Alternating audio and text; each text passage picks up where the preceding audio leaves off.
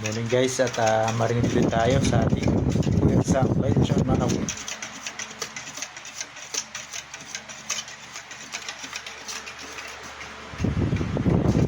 Check natin sa sariwa.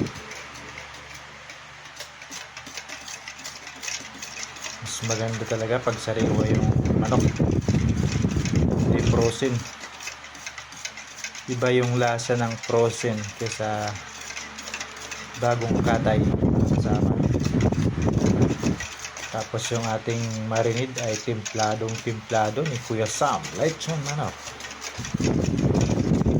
Pwede po kayo sa akin magpagawa ng marination,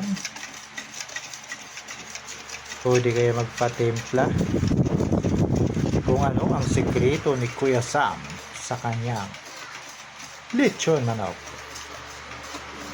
Hanap po ba pinakamasarap na lechon sa buong mundo? Kuya Sam, lechon manok. Yung ating secret recipe. Haluin natin ng haluin hanggat sa mahilog para pantay ho yung lasa ng ating marination. Hindi basta-basta marinate lang ito. Siya nga pala, di tayo nagluluto ng marinade natin, ha. Tatandaan natin, mas masarap yung hindi niluluto. Alam niyo kung bakit?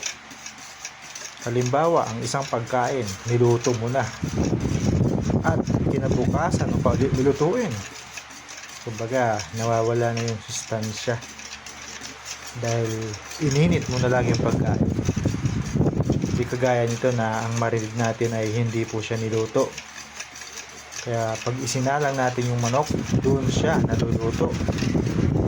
Habang natatambay sa freezer, pag nauubos ay lalo siyang pumapasok sa laman ng manok. Kinabukasan, lulutuin. Doon kakatas yung kanyang linamnam. Kung yung sikreto natin, mga kasama. Good morning guys.